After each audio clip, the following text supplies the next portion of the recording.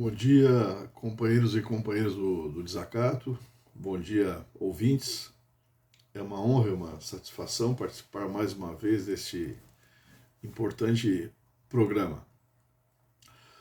Com a Revolução Industrial em 1760, as fábricas tomam o centro da produção e dominam o mundo do trabalho. Nas fábricas, o ritmo de trabalho passa a ser regido pelas máquinas. O tempo de trabalho passa a ser regulado por uma nova máquina, o relógio, e não mais pelo nascer e pelo pôr do sol.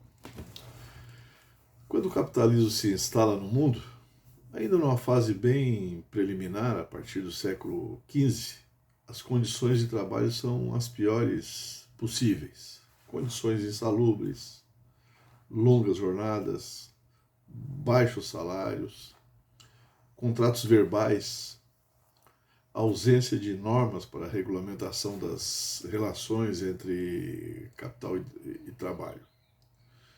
O sindicalismo, enquanto tal, ele surge, por sua vez, no século XVIII, com a primeira Revolução Industrial que ocorreu na Inglaterra. Com a concorrência que os fabricantes capitalistas faziam entre si, as máquinas foram ganhando cada vez mais protagonismo nas fábricas.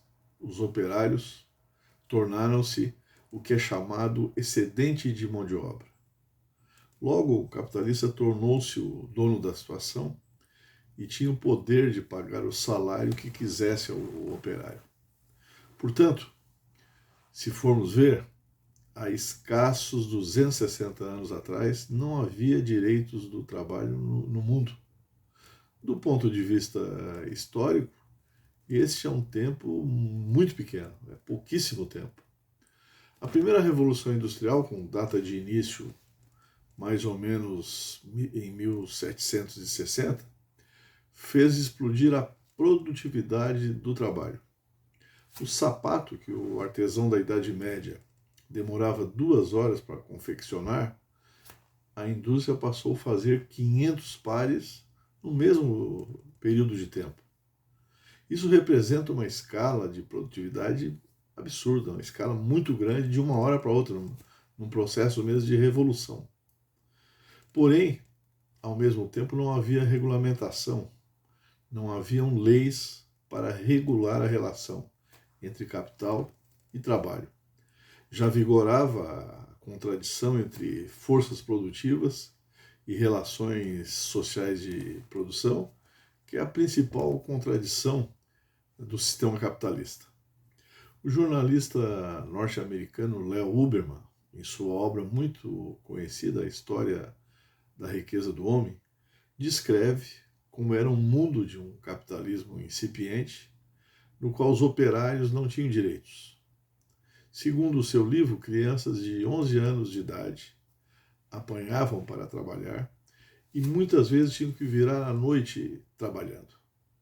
Karl Marx descreve em algumas passagens da sua maravilhosa obra O Capital como as crianças tinham seus corpos deformados num processo de adaptação à anatomia das máquinas industriais.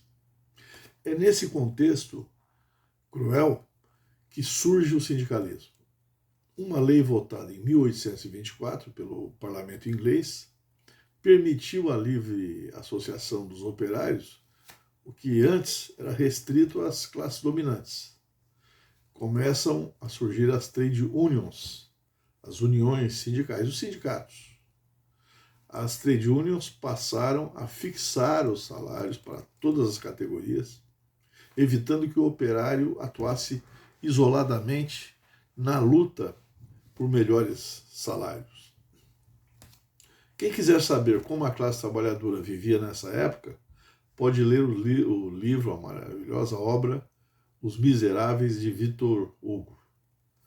A história passa-se na França, no século XIX, entre duas grandes batalhas.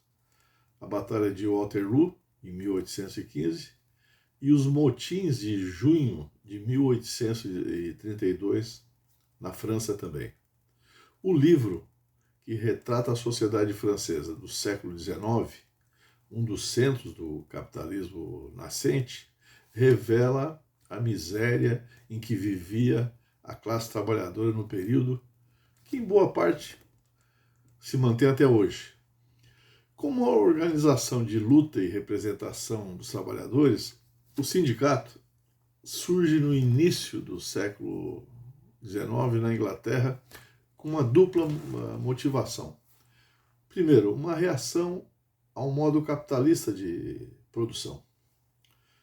E segundo, uma necessidade de solidariedade, união e associativismo para enfrentar a exploração do capital, reivindicar salários decentes e melhores condições de trabalho.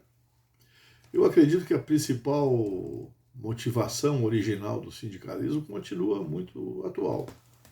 O sentido do sindicato continua sendo o que era no século XIX, quando surgiu, ou seja, luta contra um regime opressor, né, e solidariedade com os irmãos da classe trabalhadora.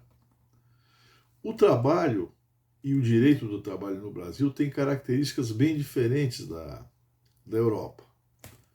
O país tem um capitalismo tardio e atrasado.